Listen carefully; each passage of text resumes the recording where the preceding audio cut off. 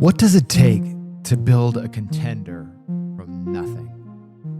In sports, we fall in love with the idea of the underdog, but creating a team, a true contender from scratch, it's not romance. It's vision, pain, patience, and often heartbreak. Today, in our first episode of Iconic Seasons number 3, we explore the origins of promise, what it takes to build from nothing. We'll journey from the Portland Trailblazers of the 1970s to today's Oklahoma City Thunder, a modern blueprint of hope from rubble. In the breaks of the game, David Halberstam painted the picture of the builder's struggle. Dr. Jack Ramsay, the coach, spent his life chasing one thing, the perfect team. And for one fleeting season, he had it. Bill Walton, the big redhead, one of my favorite players of all time. One of my favorite people of all time, orchestrated everything. The team flowed like jazz music. Speed, teamwork, unselfishness, poetry. The things that make basketball the greatest game on the planet. Let's listen to Jack talk a little bit about the Blazers' teamwork. Well, it was the best time of my professional life. The championship season, I stopped a scrimmage one time at training camp and I told the players, I said, if we play like this, we can win. And I could see they were accepting that. And I said, I don't just mean beating 500, I mean winning the championship. I said that. Kind of opened up. And the players that I coached here during that span of years included some of the best character people that I've ever met anywhere. The championship team was just stocked with good quality people who could also play basketball at a high level. And wanted to play the team game, enjoyed playing it, bought into the program that I brought with me, and there was a great bond established with that team and the players and the coaches that remains today, 33 years later, just as strong as it was year one. This is what basketball was meant to be played like. When I see basketball in my head, this is what I imagine it looking like. The movement, the space, the connection to teammates, the lack of egos, the working together towards a common purpose. What matters most to you all when you think about the perfect team? Is it talent or is it chemistry? And then with this team, injuries, ego, and money tore it all apart. Let's listen to Bill, though, talk about what it was like when it was perfect. What do you think about it? Well, I played my best ball here for the Blazers. I didn't play enough. I was always hurt. And we had this brief flash of just brilliance and excellence. But then it came crashing down, which is really the story of my life, over and over and over again. But the memories that we have, and to see how much Portland has grown, it will be a glorious celebration of life, which is what the Trailblazers have always represented, which is what basketball means to me.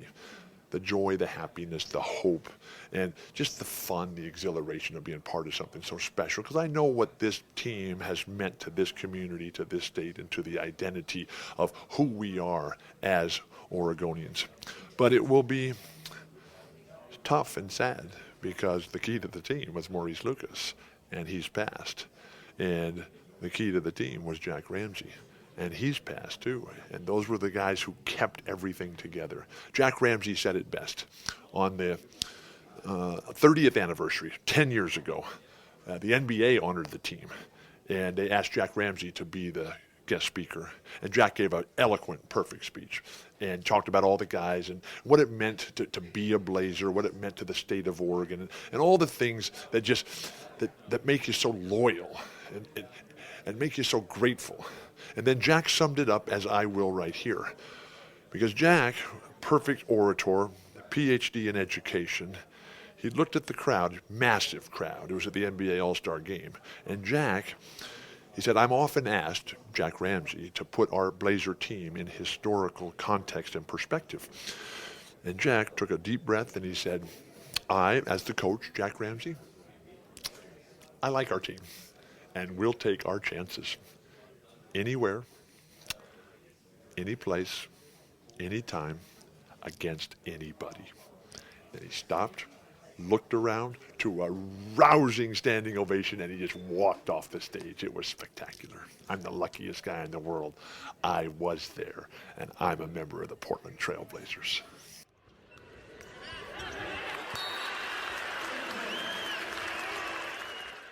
Dr. Jack had touched his dream, only to see it vanish. He was left haunted. Building from scratch meant more than finding talent. It meant navigating contracts, managing egos, balancing what's good for the team against what's good for the individual. Let's listen to Maurice Lucas talk about Bill Walton. It illustrates the chemistry of this team and the closeness and understanding that they had on and off the court. And it's pretty funny, too. He had all this hair on him, and I didn't want to rub up against him because he was going to be funky leaving that game.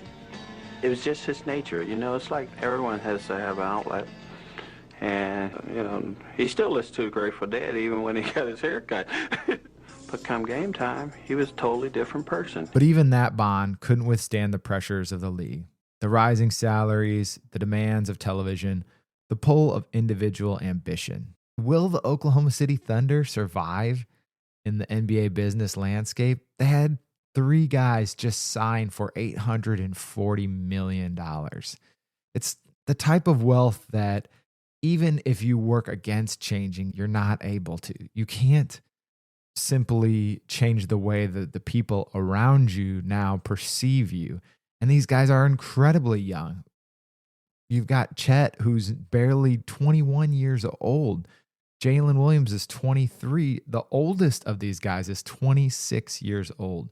Having that kind of generational wealth at that age is going to change them. It will change the team. It will change the franchise as they go along.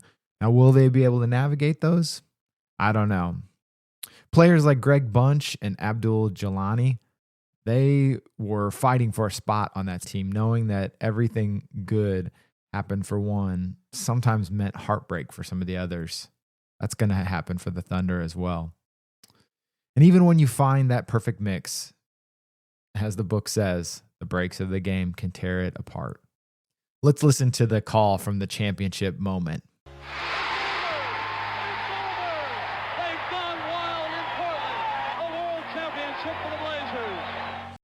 That call echoed the dream. But history shows how fleeting it can be. As I said before, today's Oklahoma City Thunder are chasing a similar dream. When Kevin Durant left in 2016, Oklahoma City stood at the edge of a cliff, the precipice. They could have patched together quick fixes, and they did for a time, managing with Russell Westbrook, but slowly the team crumbled. Let's listen to Sam Presti on how he thinks now about team building, and I think what he probably would have said at that time as well, and he just couldn't hold that particular group together. You can either pick the lock or you can crack the code. Picking the lock, you're stealing it. Cracking the code, you own it. We have to be able to own our success and be able to repeat it. But that's going to take a tremendous amount of humility. After the last group of left from that 2016 KD, Harden, Westbrook group, the Thunder collected draft picks on almost an arsenal of hope. They found players who fit the culture, like SGA. Listen to him here talking about his pride in Oklahoma City. How about this city, man? Yeah, best city in the world. If you guys can't tell already, best city in the world. SGA embodies that bond between player and city. Let me ask you, how much weight does a strong community connection hold when building a championship culture? If you think about the best teams in NBA history, certainly the Lakers and the Celtics have a huge connection to the cities that they exist in. Is that a necessary component? The Blazers might also argue the same thing. That particular group has and still has a connection to the city more than 40 years after the team won the championship. Here's some of the things the other star players have said. Jalen Williams said, "We want to build this together. No egos, no shortcuts."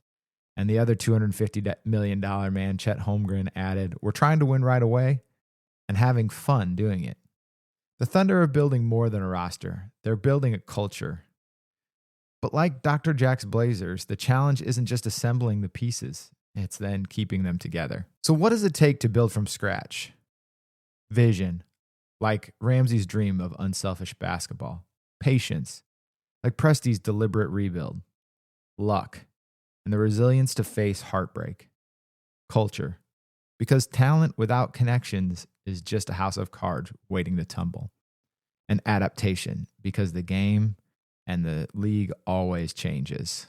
Let's listen to SGA talking about adversity. And I want to ask you, with his mindset, do you think he's ready?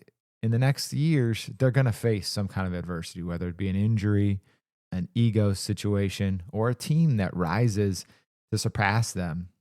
Will they be able to then come back from that and reclaim their spot? Or will they be a true dynasty? Years I got here, there's some really dark times in this arena, not fun times, and these fans have been by our side through thick and thin, so we appreciate them first and foremost.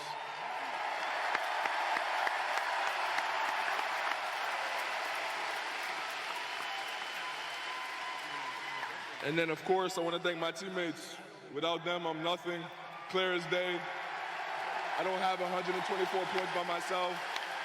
Right now, the Thunder are the promise. They're a potential dynasty. They have the pieces, the vision, the culture. But can they keep it together? Maybe this time, the champs will endure. Or maybe, as always, the breaks of the game will have the final say. Thank you for joining me on this first episode, Origins of Promise. Next time, we'll explore the anatomy of this modern super team, what it means to have a small market like the Oklahoma City Thunder. If today's deep dive sparked something in you, subscribe and share it with someone. Until next time, remember, keep your dribble low and your eyes up.